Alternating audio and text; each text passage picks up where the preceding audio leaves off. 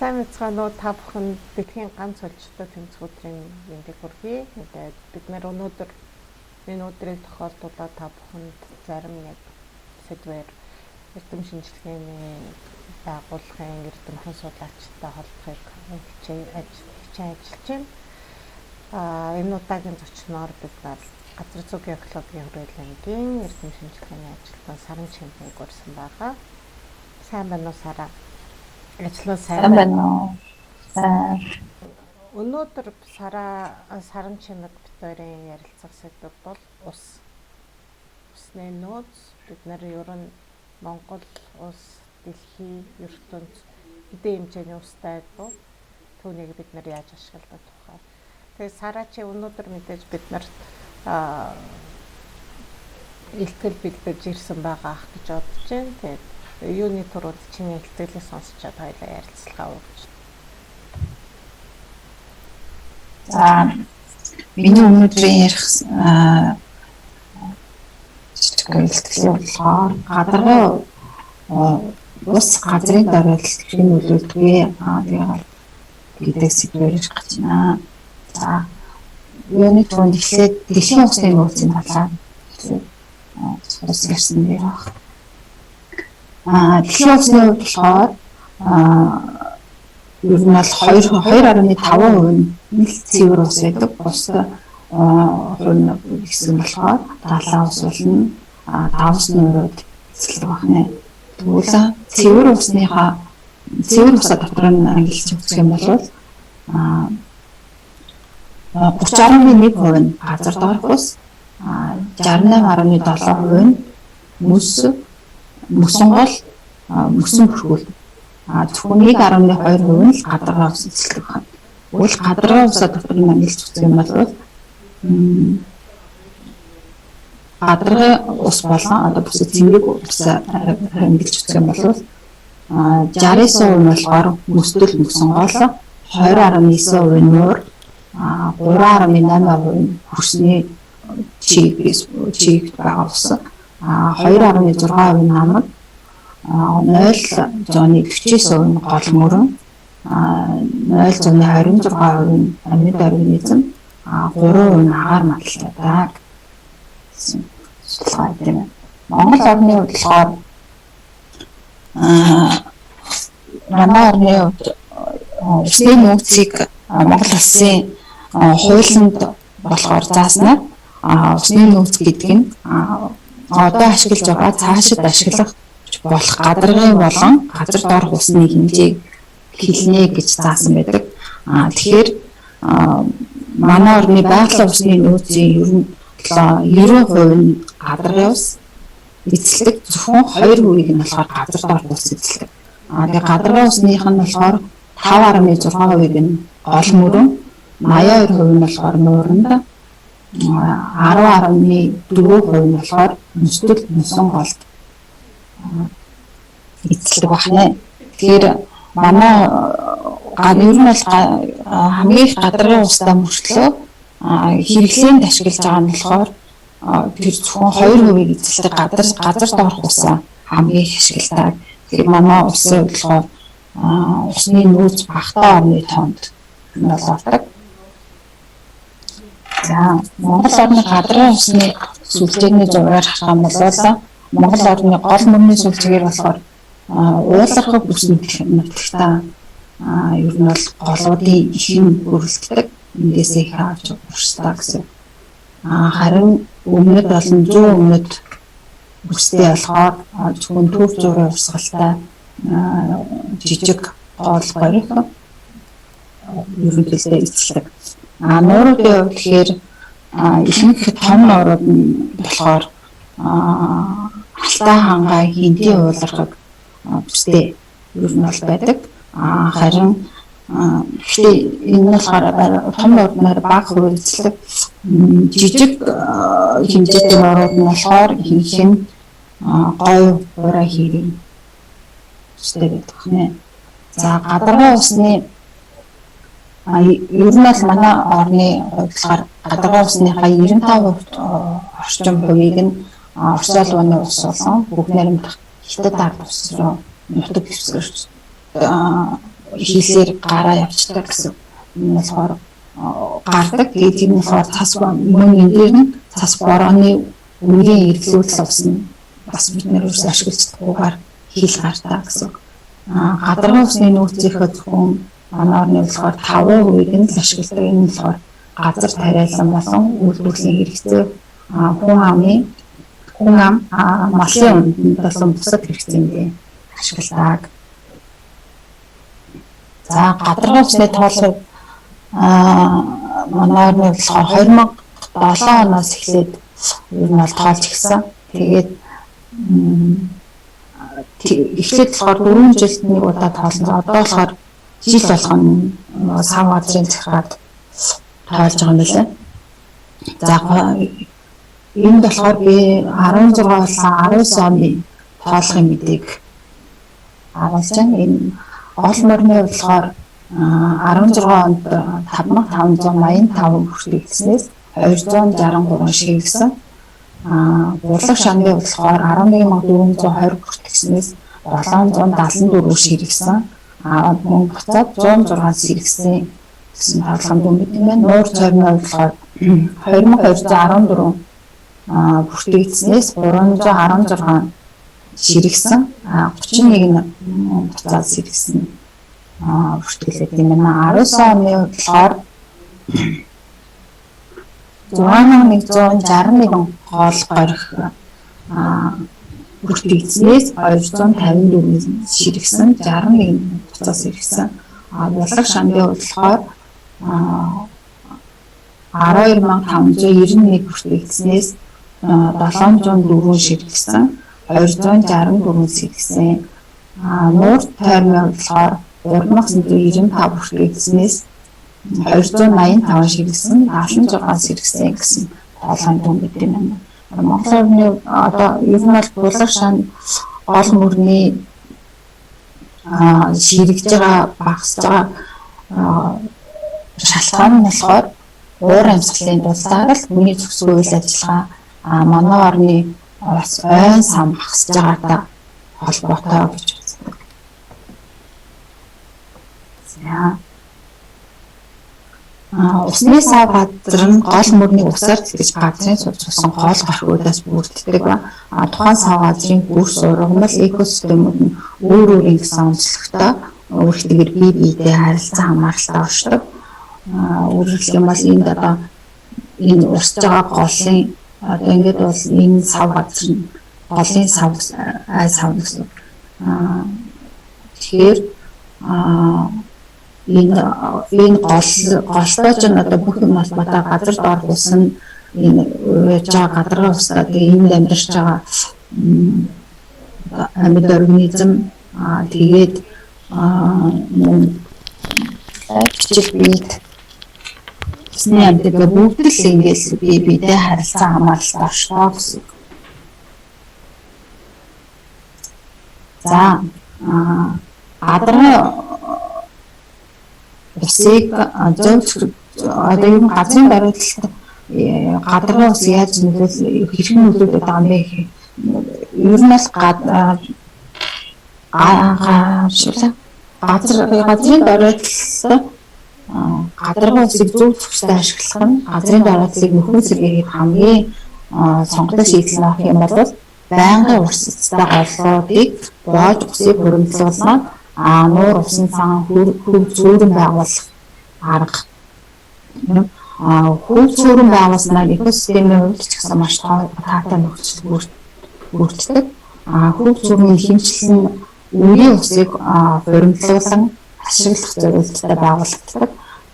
Мөн сайр жалгыг бооод ус хөрөмжлүүлэхээс гадна сайр жалгаар орж ирж байгаа бас нөгөө үрийн усыг тухайн байгалийнх нь ойролцоо хонхор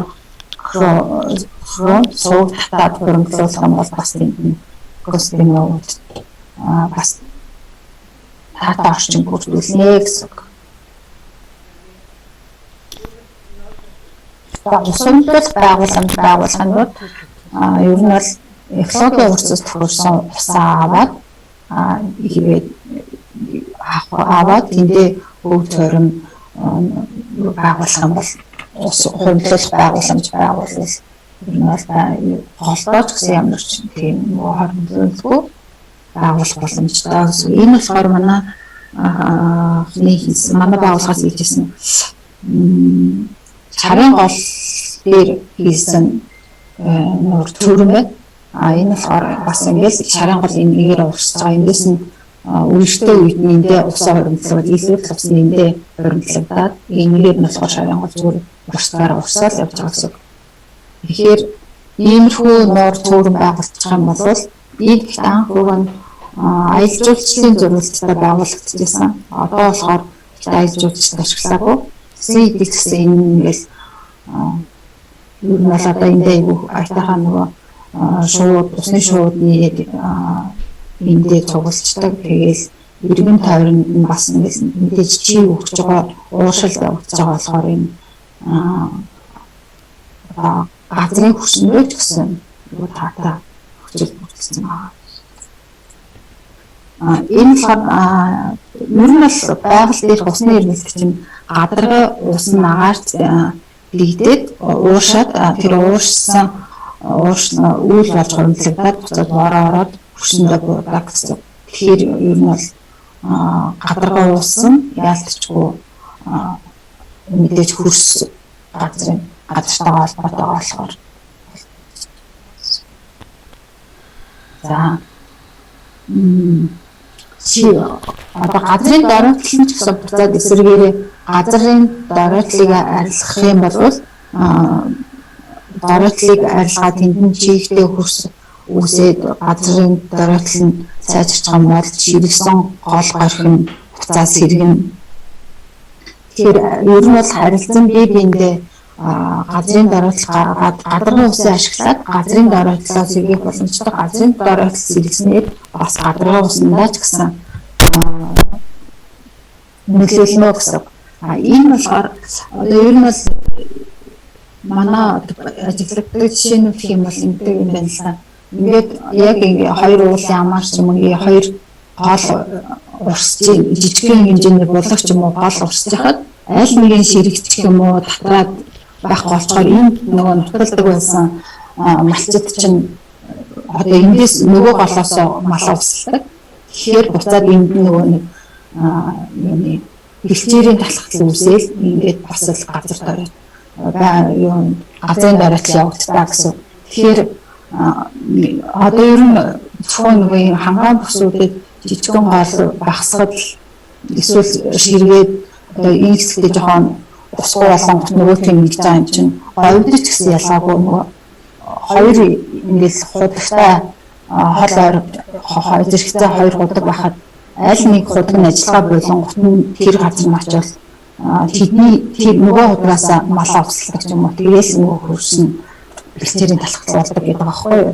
Тэгэхээр ер нь одоо тэр айлч гэсэн өвлж хаварчны ойлцоо худууд гаргуулах гэдэг болсон. Тийм жишээнүүд байт юм л. Одоо та бүхэнд олон улсын урамжлуулах туршлагуудын жишээнээс харуулъя. Энэ болохоор уулархаг бүс нутагт өөрийн урамжлуулсан арга байгаа. Бүгд хүчтэй дараа төсөө болохоор урамжлуулах туршлагыг нэлээд их нэвтрүүлсэн улсын нэг хөхмөрний сав газарт уулын үер их тохиолддог амнуудтай даалгавар байгуулад тэндээ ус урамжлуулдаг тийм шинээр байд юм аа. Энэ болохоор шансын мужид алтны хэмнэлэг ашиглаад тариалангийн талбай усыг хуримтлуулсан байгаа байдлаа.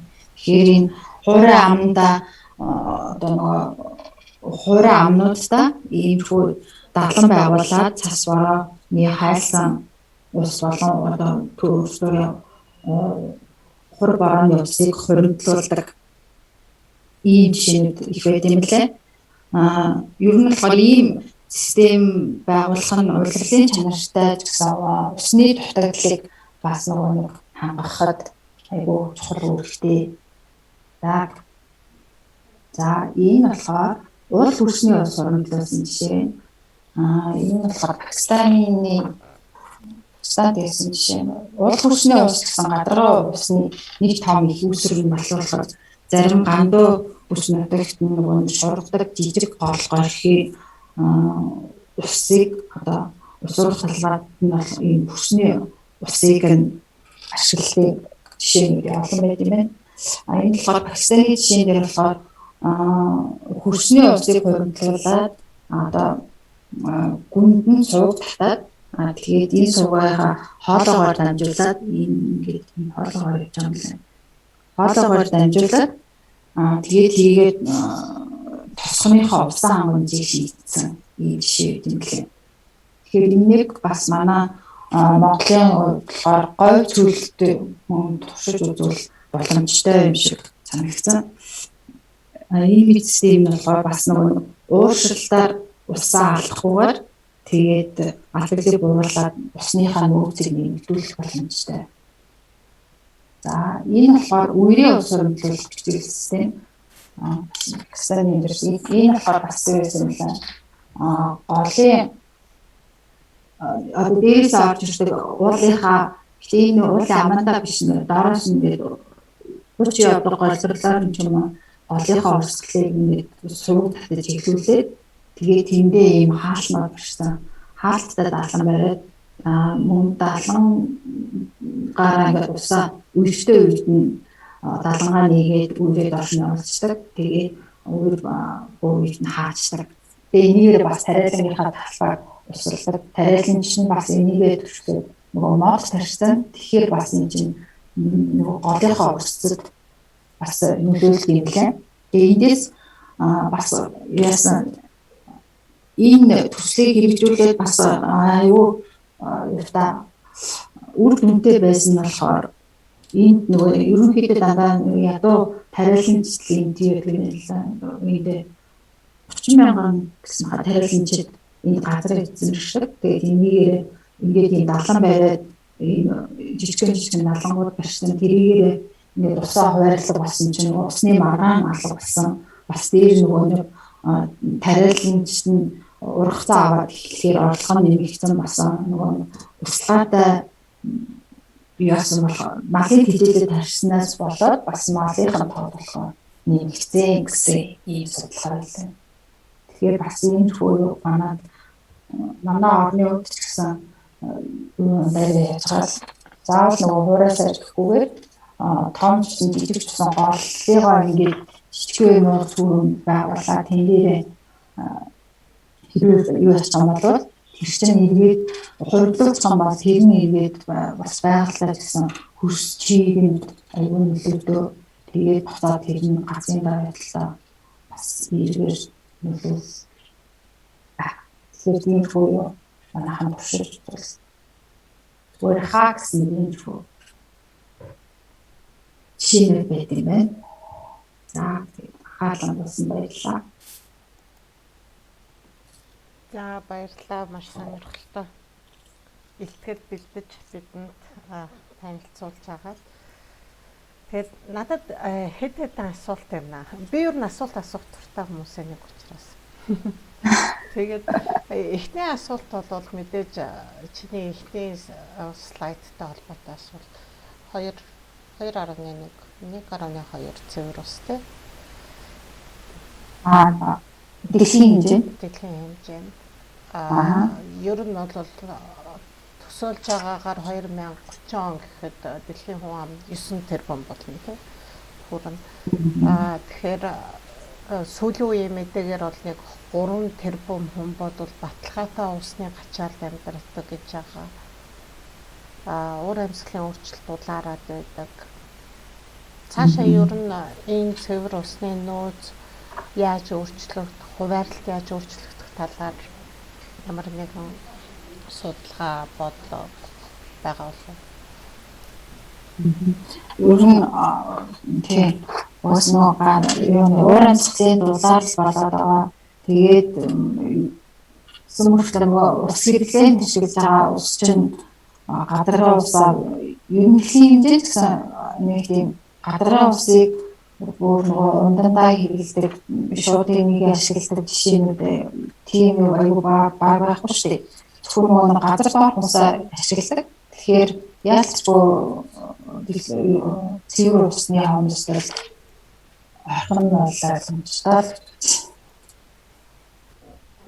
Монгол орны гадаргын усны хувьд бол хангаа хэнтэй алтай нуруунаас их авсан нэг хэдэн том гол байгаа тий. Хитгэн шүү дээ. Ер нь бол бусад улс орнтой харьцуулахад за хитгэнээсээ гадна тэднэр маань одоо ширгээд байгаа гэдэг бас тэднэрийг тижээж байгаа горхиуд нь ширгэж байгаа гол горхиуд нь ширгээд байгаа учраас мэдээж тэд нар бас ширгэж байгаа гэж үзэж болно тий.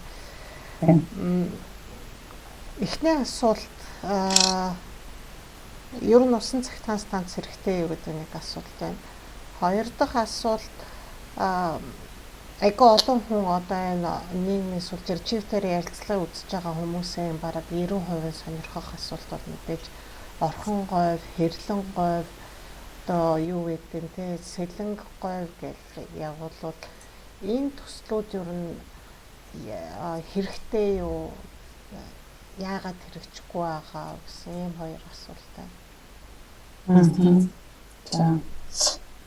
Орхон говь, хэрлэн говь усны тэр нөгөө яваад байгаа төслийн хувьд болохоор за би яг өөрөө орж ажиллаг болохоор манай шинэ тийм юута тийм хэмжээтэй тийм орто зурмаг гэх тийм нэрийн бол мэдгүй. Гэхдээ ер нь бол миний сонслоор тэр аюу өндөр өртөлтөд гарсан гэсэн ихний байдлаар яасан чинь 1 грамм нэр онцлоо. Тэгэхээр манай хувьд болохоор хэрвээ мөнгөнд байгаад хийж чаддаг бол тэр чинь нөгөө юугаар бас саяны тэр юуны жишээтэй адилхан орхон голынхаа хийсэн ч гэсэн усыг аваад говьруугаа нөгөө юугаар яхах юм бэ? Хоолоогоор усаад татсан байлээ. Хэрвээ тэрийг тэгээд төсөн мөнгөнд болоод хэрвээ тэр хоолгоор усаа авч чадах юм бол тэндээ мэдээж тэгээд хөөрхөн нууц сүр хүмүүс чинь гэрчэн буцаад сайн миний яриад байгаа бичил дураа амсгалыг бүрдүүлнэ тэндээ тэгээд нөгөө айтайхан таатар нөхцөл бүрднэлээ. Тэгээд манай орны хувьд одоо яг хэрэгжүүлж чадах тэр нөгөө төсөн мөнгөний мэд хүмүүс л мэдэх байна. Би миний санслаар аюу өндөр төсөлтэй гарсан. Тэгээд юу хэцүү мэ зүг шийдэггүй зураг мөрөн хэцүү төгссөн байгаа л сонсон юм. Ер нь бол хэрвээ хийж чадсан бол тэр аюу зүгтэй ажил. Мэдээж тэгээ манайх чинь одоо тэгэл угаасаа юу яадаас тэ сэлэнг чинь нөгөө юунууд нь байгаль нурын экосистемд нөлөөлн усаа авч ашиглаж болохгүй гэж нэг дургуутал хэрлэн гэсэн ч гэсэн одоо бас ялгаа ихтэй руугаар тааж мэдгэцтэй талаас бас зэн. Гэхдээ хэрвээ манайх уг нь бол нөгөө түрүүчийн экологийн урсд нь нөлөөлөхгүйгээр усаа аваад хоригдлуулах юм бол энэ болохоор тийм амар бүр шууд тэгэл ус татснаас болоод тэр нөгөө байгаль ч юм уу нөлөөлөхөөр тийм их табуутай үлээс гарч манайх угаасаа л усаа ашиглаж чадахгүй хил гаргацсан юм чинь хэрвээ өмнө төргөн байдаг болоод ашиглаж чадвал зөв болохоо л нэг нь усан цахилгаан гэсэн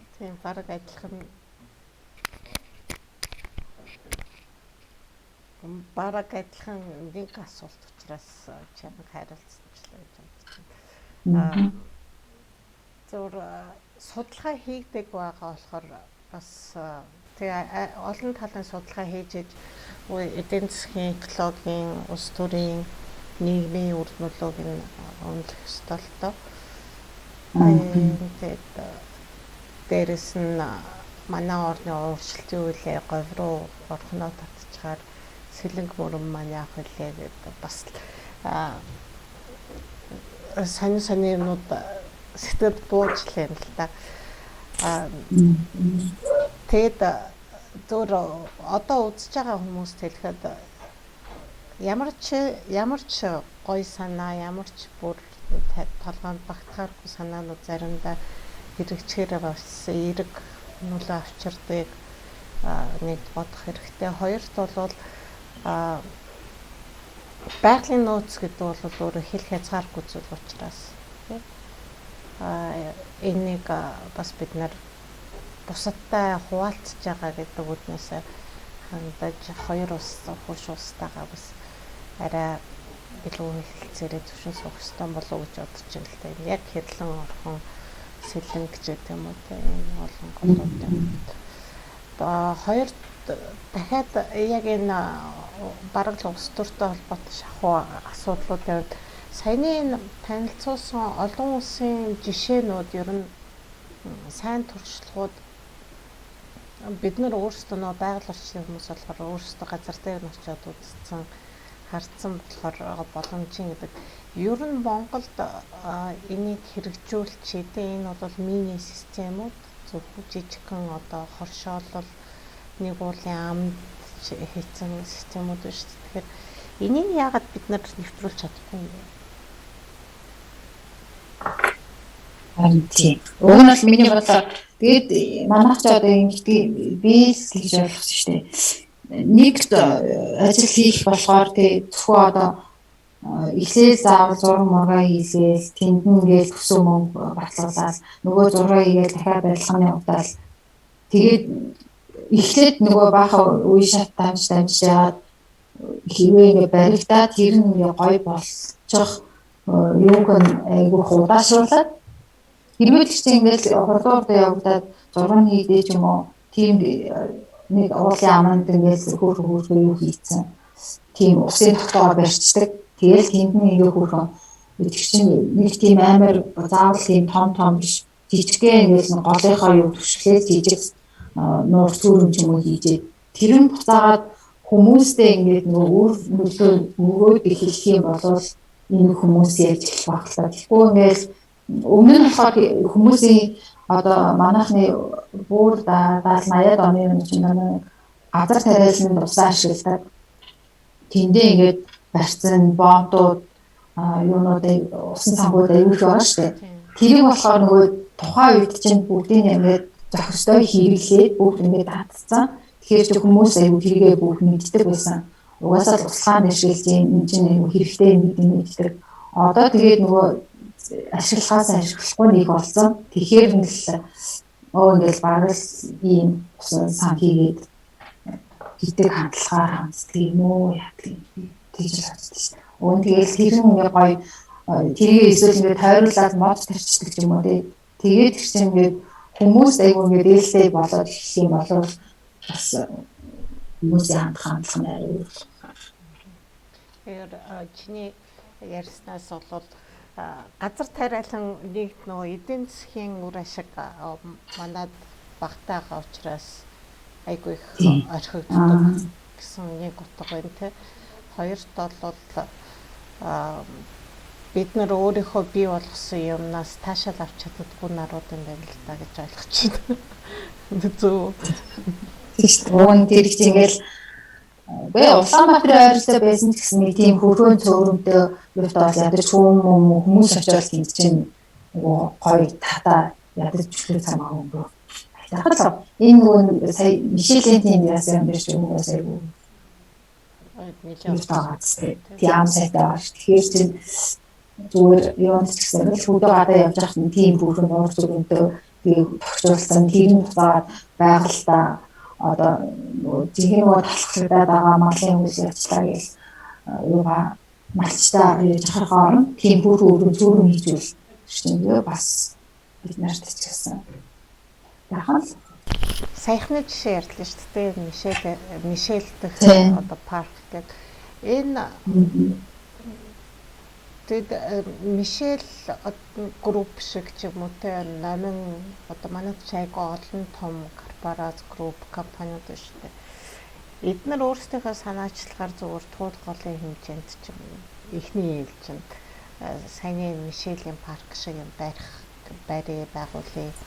Одоо нэг газар цөөрөн байгуулъя тий одоо шарын голын саяны цөөрөн шиг байгуулахад зураг төсөл технологийн шийдлүүд Монголын бүх голууд дээр гэдэг юм эсвэл зөнгөлөх голууд дээр хийгдсэн байдаггүй бас нэг асуулт хүмүүсийн сонирхлыг татах багт. Яг бүх гол болгон дээр за энд ингээд ийм хэмжээтэй ийм цөөрөн ингэж байх боломжтой гэсэн тийм юу бэлэн бол байхгүй. Харин бүгдэн дээр нь болохоор мэдээ судалгааг нь хийлгээд тэгээ зураг төсвийг хийлгээд тийгээд бариул боломжтой. Яг нөгөө шууд за одоо энэ дэр тийм болгон ийм зүрх байгуулъя гэх юм явах болтой тийм бэлэн бол байхгүй. Тэгээ эхлээ заавал нууц судлаач мэргэжлийн хүмүүсээр нь зураг судалгааг нь хийлгээд тэгээд байр байх юм болов уу боломжтой. Тэгээд нөгөө нэг жижигхэн гол дээр ч гэсэн том гол ч гэсэн хажууд нь тэгээд нөгөө юугаад үерээр урсаад өнгөрдөг юуны хаврын цасваа юуны өрөө үдээж гэсэн бариад авдаг тийм хөрхөө юуны цөөрмүүд хийчих юм бол тэр чинь бас тэгээд бүгдээрээ нөгөө экологтой хэрэгтэй шийдлэл орчиндөө хэрэгтэй. Би 19 онд 2019 онд говьалтайгаар явж байхад одоо хөв бол хэрэгтэй зарим газруудад нь бол нөгөө борооны үйлчлэлээс хамаарат одоо элнино ланино үеүүдээс хамаарат бороотой жилүүд бол нөгөө хөв нь ашиглагдаад байдаг. Бороогүй жил нь бол хурай нэг юм хотрол байж байгаа гэсэн үг шүү дээ. Тэгээд тийм учраас хөвд хөрөнгө оруулах бол айгүй шаардлагагүй гэж үздэг хүмүүс бас байдаг. Тийм шийдвэр гаргагч нар хүртэл байдаг. Тэд нар тандаж чи юу хэлж байна?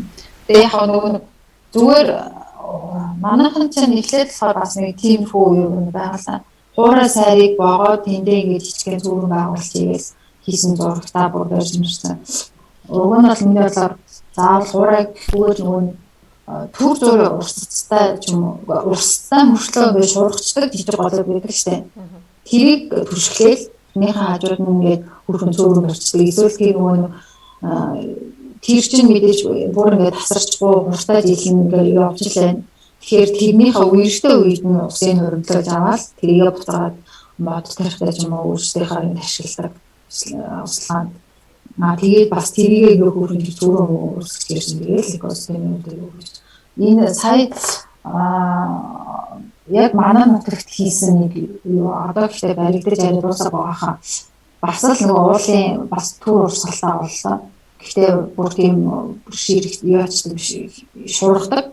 Тэрэн дээр түшгэлсэн ингээд цөөрмийн зураг мөрөнд хийлгсэн. Тэгээд тэрнийхээ усыг нөөцлөөд тэндээсээ модоо туслана гэж тооцоод ингээд хийсэн зураг тэрнийхээ талан баригдсан. Тэгээд илүү л нөгөө үерийн усыг нь болохоор яг хажууд нь онцлуулсан. Тийм юута нуурын сэргээхээр усын авахаар тийм зураг хийсэн бас баригдаж хэрвээ тэр ягаал баригдаад ингээд нэгэн жилийн дараа гоё тэр нь үр өгөөжтэй байгаад байгаа бол бас яахан гоё жишээ болох хаа. Тэгэхээр ер нь бол хүү зургийг заавал нөгөө уураас арихгүйгээр жижиг урсцтай голлоод түшгэлүүл ер нь хөв байгууллаа гэхэд хэн байгуулах нь зүгээр юм бэ? Хувь хүн, компани, эсвэл сум орон нутаг нийлээд, хоршоод нийлээд яг бол дараа нь бол үерийн ус барьдаг юм чинь тэн зөндөө олон хөвс, шавар, лаг цугларна тий. Тэгээд цэвэрлэх сервис хэрэгтэй болно гэх чинь. Тэгэхээр хөвийн засаглалыг ер нь хэн барих вэ? Сум орон нутгийн өөрсдөө л тэрийг хариуцвал айгүй ер нь бол нөгөө ингэж байна шүү дээ. Эзэнгүү хөв эзэнгүү ямар нэгэн услын системийн ч юм уу эзэнгүү чичээрээ тэгэл хаягдаад ямар ч ашиггүй болж байгаа байхгүй юу. Тэгэхээр сум орон нутаг өөрсдөө тэрийг аваад тэгээд яг мэдээж ашиглаж байгаа хүмүүсээс тодорхой хэмжээний хураамж авдаг ч юм уу тий. Тэгээд тэрийг өөрсдөө яг хариуцаад ажиллаад явах юм бол тэр айгүй нөгөө урт настаа гайгүй ажиллах байхгүй. Тэгэхгүй болохоор нөгөө хувь хүн төвчөөр нөгөөдх нь нэг хэсэг ажиллаж явснаа тэгээ хайчдаг ч юм уу. Тэгээл ямар нэгэн байдлаар тэгээ оршуулчих юм бол тэгээ тэр ямар ч хэрэггүй болчихдог. Тэгэхээр ер нь бол ямар ч усны байрлал байгууламжийг хууртаа эзэнтэй л байлгуул айгүй урт настаа ажиллах байхаа. Тэгэхээр усны барилга байгууламж юу ч байсан, даланч байсан, сувгч байсан, хөвч тий одоо нөгөө усны цахилгаан станцууд манай хуучин ажиллаж нөгөө услын системүүдийн өвчс одоо эзэмгүй болохоор тэгэл зүгээр л нэг яг нөгөө хуучин тогтцсон болохоор ус нь бэж идэг. Тэгэл тэрийг ашиглахаас ашиглахгүй нэг тэгэн гутаа нөгөөдгөө хүн ашиглахаа болчоор багийн чинь мал унаад өвчлээ гэл нөгөөдгөө мөрцөө. Боруудад явчихсан. Тий баг энэ хэрэггүй юм байна гэлээ. Тэгэхээр эзэнтэй байгаа тэрийг ашиглаж л байгаа юм бол тэгэхээр ийм устай холбоотой асуудал дээр нэгт бол эзэн байх хэрэгтэй юм байна. Хоёрт оролцоо авах хэрэгтэй юм байна. Гуравт бол мэдээж байгуулах гэж байгаа бол та бүхэн орон нутгийн арт иргэдэд юу хийх гэж байгаа хамгийн түрүүнд сайн таниулж иж, зорилгоо эцэг зорилгыг ойлгуулж иж, таны эхлүүлэх гэж байгаа ажил бол үр дүнтэй болох юм байна гэж ойлголоо. Тэгээ гадаргын ус бол мэдээж эргэдэг усны эргэлтийг түрүү бас тайлбарласан байсан. Тэгтээ тэгээд хамгийн их сэргээгддэг байдлын байлга бол ус. Тэгэхээр энийг бол бид нар зөв хэмжээнд нь зөв ашиглаж чадах юм бол байгаль нураач тэтгэх юм байна, говьяач ногоор оруулж болох юм байна. Би зөв ойлгосон уу чиний хэлтгэлийг? Тэгээд ер нь бол усаа түршгэлээд нөгөө ер нь бол ус байгаа газар л амьдрал амь гэж ярьдаг шүү дээ. Тэгэхээр усаа зөв зөвхөстэй ашиглаад усаа хэрэглэж чадах юм бол тэгээд юм нэгээд агаал тэнцэх гэсэн үг юм хүмүүс ашиглаж. За миний асуугаагүй гэхдээ чи би нэг ийм юм асуугаасаа гэж бодсон. Эсвэл би нэг ийм юм хэлчмээр юм гэсэн юм байвал чамд одоо 5 минут хугацаа авъя. За. Би одоо түрүү чи хэлсэн. Ер нь бол бид нэр хор борооны усаа ашиглаж байгаа. Тэгээд цасныхаа усыг тогтоож барьж чадахгүй байна. Иймэрхүү угаасаа л усаад төр зүрийн борооноос юм уу цаснаас хайлж байгаа усаа хуримтлуулж чадах юм бол тэрийг буцаад бид нар юу ч ашиглах боломжтой. Тэгэхээр энэ бол гадаргын усаа нөгөө байгаа жоохон газар дорх усаа ашиглахаас илүү гадаргын усаа хуримтлуулж гадаргын усаараа ашиглах боломжтой бүх хэрэгцээндээ ашиглаад яваач гэж одоо энэ шийдвэр гаргадаг энэ зөвхөн хүмүүст хэлмээр санагдаж байна. Зөвхөн газар доорх усаа гэх юм нэг нэ Тэгээ газар доорх ус нь мэдээж сэлбэгдэх хугацаа бол 100 мянган жилээр явдаг учраас бид нар өнөөдөр бүх усаа хэрэглэжээд 100 жилийн дараа дараагийн үеуд маань юу хэрэглэх вэ гэдэг асуудалтай болох учраас бас л гоё мессеж байна. Тэгээд энэ жилийн энэ их борооны усыг бол бас л бид нар зөв ашиглаж чадвал их л сайхан ус орж ийн тий. Сэрэг дэмий алмаагүй нүцчмөр л байгаад байгаа байхгүй тэгэхээр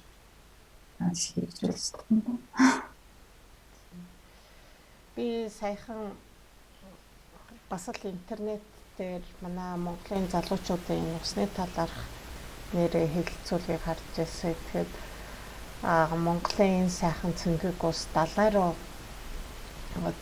давстай далай руу цутгаж байгаа штэ гэдэг бохомцсон хүмүүс агих байт юм билээ. Тэгээд тэр хүмүүс хэлэхэд манай гол мөрний ус бол бас далай цутгаж иж далайн усны температур бас нэг амьдрах орчныг бол тодорхой хэмжээр зохицуулж яадаг шүү. Залуучуудаа бас шинжлэх ухааны сонирхож үзээрэй гэж. За Сарада баярлалаа. Ажилд нь амжилт хүсье. Баярлалаа. Намайг бас урьж оролцуулсанд баярлалаа.